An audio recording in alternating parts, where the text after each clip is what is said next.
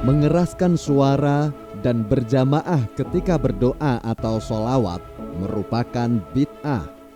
Kemudian yang ke-10, berselawat dengan suara keras atau sambil berjamaah, mengucapkannya secara berjamaah.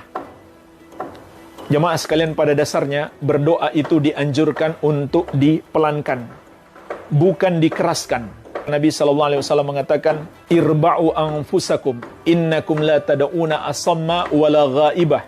Sayangi diri kalian, sesungguhnya kalian tidak sedang berdoa kepada yang tuli lagi ghaib, yang tidak ada, yang jauh.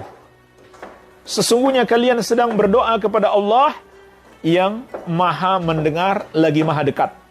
Jadi kenapa harus dikeras-keraskan bacaannya? Maka ini menyelisihi petunjuk Nabi SAW itu sendiri. Pada dasarnya berdoa termasuk bersalawat itu dianjurkan tidak dikeraskan. Begitu pula dilakukan secara berjamaah. Seperti ada yang memimpin,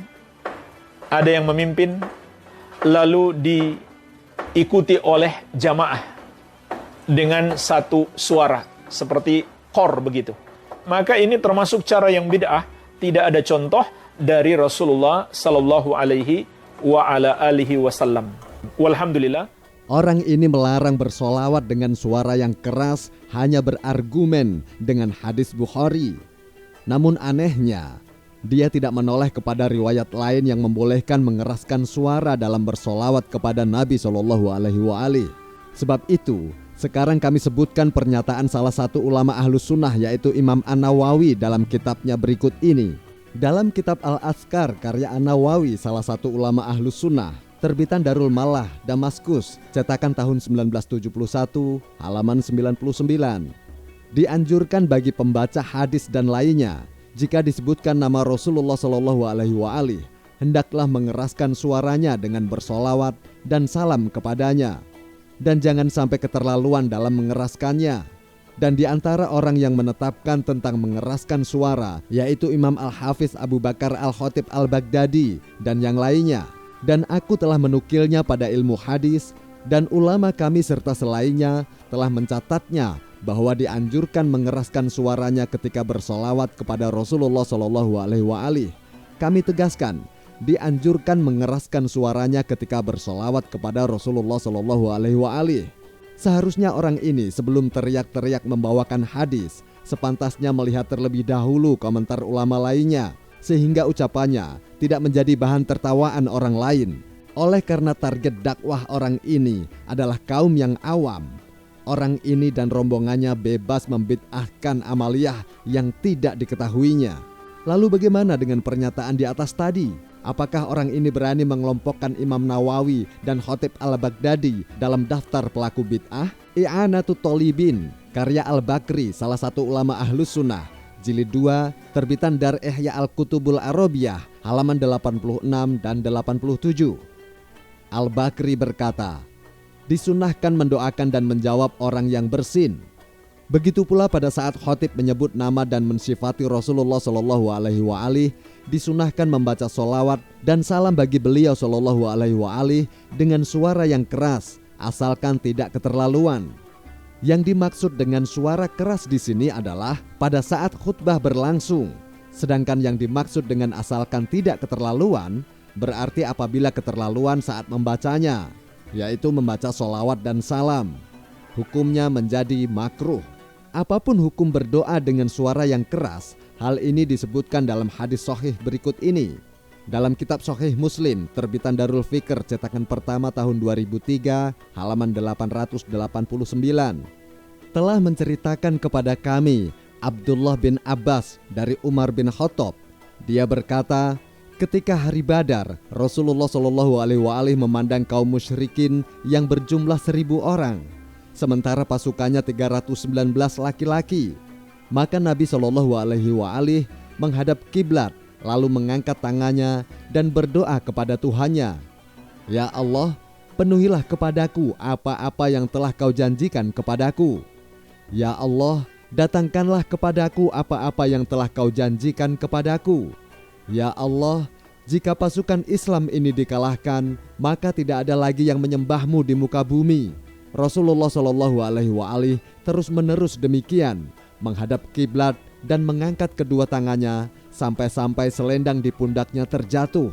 Lalu Abu Bakar mendekatinya dan mengambil selendang itu serta meletakkannya kembali ke pundak Rasulullah dan mengikutinya terus di belakangnya dan berkata, "Wahai Nabi Allah, cukup sudah senandung doamu kepada Tuhanmu. Sesungguhnya Dia akan memenuhi apa-apa yang telah dijanjikannya kepadamu." Di dalam mengomentari doa di atas, Imam An-Nawawi berkata, dalam hadis ini dianjurkan menghadap kiblat ketika berdoa dan mengangkat kedua tangan, serta tidak mengapa mengeraskan suara dalam berdoa. Kami tegaskan, tidak mengapa mengeraskan suara dalam berdoa. Orang ini pun merasa keberatan dengan sholawat yang dilakukan secara berjamaah, yang dia kiaskan bahwa doa berjamaah adalah bid'ah dengan alasan Nabi SAW tidak pernah mengajarkannya. Kami yakin orang ini hanya tahu satu dalil saja, tapi bodoh dengan dalil yang lain. Atau memang dia sangat membenci sholawat kepada Nabi SAW. Di sini akan kami bawakan beberapa dalil ulama Ahlus Sunnah yang menyebutkan tentang tuntunan doa secara berjamaah. Kitab Mu'jamul Kabir karya At-Tabrani, salah satu ulama Ahlus Sunnah, jilid 4, terbitan Maktabah Ibn Taimiyah, halaman 21 dan 22.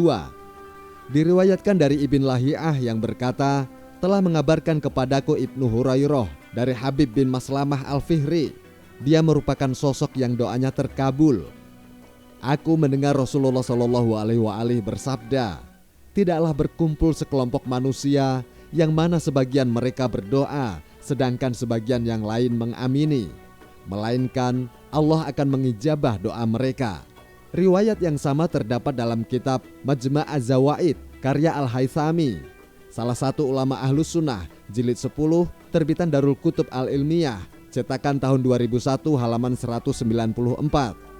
Riwayat yang sama, Al-Haythami berkata, telah diriwayatkan oleh At-Tabrani dan para perawinya adalah para perawi sahih. Selain Ibn Lahiyah, dia hasan hadisnya. Dari riwayat ini jelas bahwa salah satu syarat di antara terkabulnya doa adalah dengan cara berjamaah, sebagaimana yang dianjurkan oleh Nabi SAW. Riwayat ini pun telah membantah dan menggugurkan pendapat si orang ini yang mengatakan bahwa doa dengan cara berjamaah adalah bid'ah.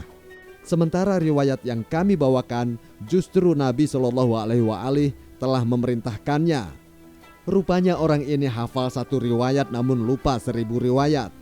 Sebenarnya apa yang menjadikan kelompok orang ini berat dengan membaca sholawat berjamaah?